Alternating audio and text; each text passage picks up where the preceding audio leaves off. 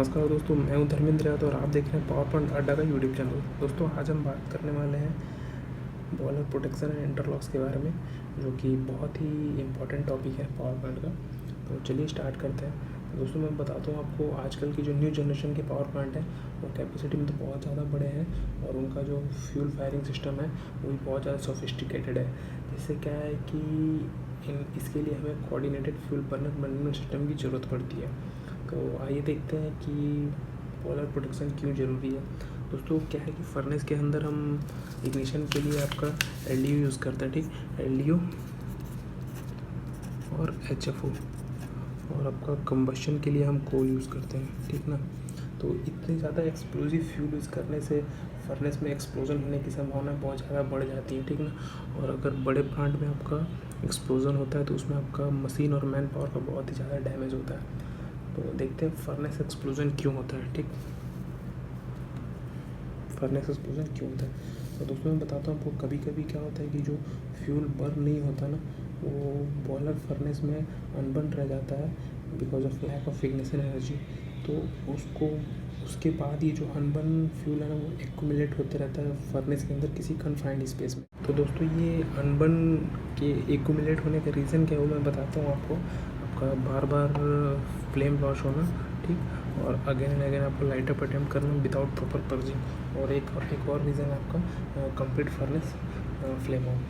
दोस्तों, उसके बाद जैसे ही आपका एक्यूमुलेटेड अनबर्न फ्यूल को सफिशिएंट इग्निशन एनर्जी मिलती है, उससे आपका फर्नेस एक्सप्लोजन होता है। मतलब जैसे उसको इग्निशन एनर्जी मिलेगी तुरंत वो बर्न होगा, जिससे क्या है कि अचानक से इतना फ्यूल एक साथ बर्न होगा तो एज ए बॉम्ब की तरह काम करेगा, जिससे क्या है कि फर्नेस एक्सप्लोजन हो सकता है। कई बार ये देखा जाता है कि जो आपका फर्नेस एक्सप्लोजन है वो लाइट अप के टाइम पे होता है, या फिर आपका शटडाउन के टाइम पे, या फिर जब आपका लोड कम रहे उस टाइम पे होता है, ठीक ना। तो इस फर्नेस एक्सप्लोजन को रोकने के लिए डेडिकेटेड प्रोटेक्शन सिस्टम की ज़रूरत होती है, जिसको हम बर्नर मैनेजमेंट सिस्टम भी बोलते हैं, और कई बड़े प्लांटों में इसको फर्नेस सेफगार्ड सुपरवाइजरी सिस्टम भी बोलते हैं, ठीक है, FSSS, ठीक ना। फर्नेस सेफगार्ड सुपरवाइजरी सिस्टम, ठीक, फर्नेस सेफगार्ड सुपरवाइजरी सिस्टम। तो फर्नेस सेफगार्ड सुपरवाइजरी सिस्टम क्या होता है, ये जो है कि आपको सेफ्टी प्रोवाइड करता है बॉयलर को at the time of operation.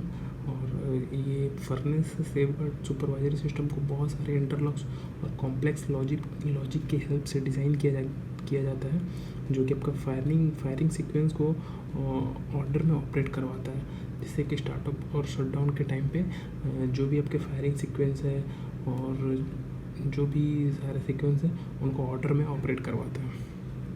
इसका फंक्शन क्या है, इसका फंक्शन मैं बताता हूँ आपको। फर्नेस पर्ज को सुपरवाइज करता है, कि मतलब फर्नेस पर्ज सुपरविज़न, मतलब विदाउट फर्नेस पर्ज के आपको ये बॉयलर लाइट अप करने की परमिशन नहीं देगा। तो ये रहता है। और scanner air fan control, scanner air fan control, scanner air fan क्या रहता है कि आपका ये जो स्कैनर लगा रहता है फर्नेस के अंदर आपका फ्लेम स्कैन करने के लिए, उसकी कूलिंग के लिए स्कैनर एयर रहता है। अगर ये कूलिंग नहीं करेंगे तो जो स्कैनर है वो अंदर डैमेज हो जाएगा। तो उसकी कूलिंग प्रॉपर चल रही है कि नहीं, उसको भी ये सेंस करता है आपका फर्नेस सेफगार्ड सुपरवाइजरी सिस्टम। और क्या है कि LDO और HFO इनका भी कंट्रोल और सुपरविज़न करता है, ठीक। और सील एयर फैन को कंट्रोल करता है,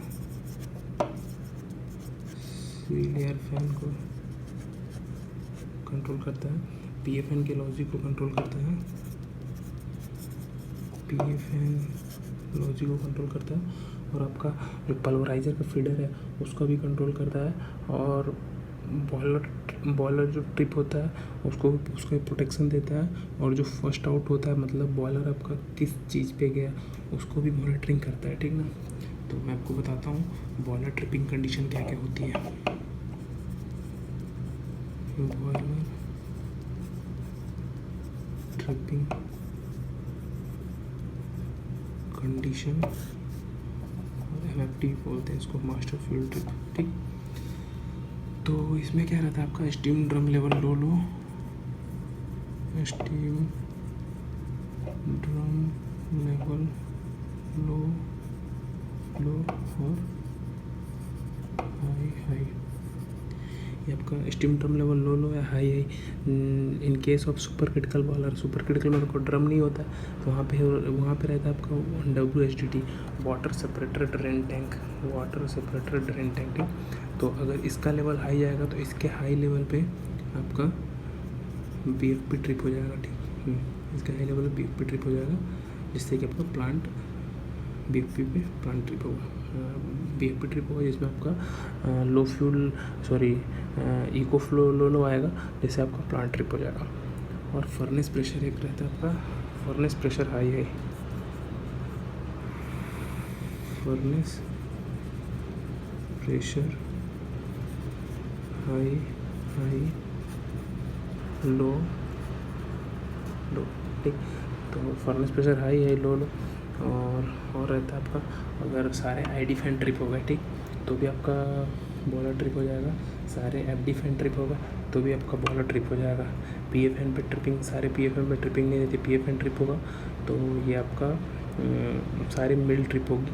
उसके बाद मतलब डायरेक्ट PFN पे ट्रिपिंग नहीं है, PFN ट्रिप होगा, देन मिल ट्रिप होगा, उसके बाद फिर आपका ऑल फ्लेम लॉस पे या फिर ऑल फ्यूल लॉस पे बॉयलर ट्रिप हो सकता है। और उसके बाद अगर एयर फ्लो आपका लेस देन 30% है तो भी आपका बॉयलर ट्रिप हो जाएगा। और ऑल फ्लेम लॉसेस भी आपका बॉयलर ट्रिप है। ऑल BFP स्टॉप, उसमें भी आपका बॉयलर ट्रिप हो जाएगा। अगर रेडिएटर प्रोटेक्शन आता है तो रेडिएटर प्रोटेक्शन में बॉयलर ट्रिप होगा। और सारे अगर RFPH स्टॉप हो गए तो भी आपका बॉयलर ट्रिप हो जाएगा। और अगर आप मैनुअल MFT करते हैं, मैनुअल MFT के लिए आपको दो MFT के बटन होते हैं, दोनों एट ए टाइम दोनों को प्रेस करना होगा, उसके बाद ही आपका बॉयलर MFT होगा। तो दोस्तों ये था वीडियो आज का बॉयलर प्रोटेक्शन एंड इंटरलॉक्स पे। तो वीडियो कैसा लगा ज़रूर बताएं, वीडियो को लाइक करें और अपने दोस्तों के साथ शेयर करें।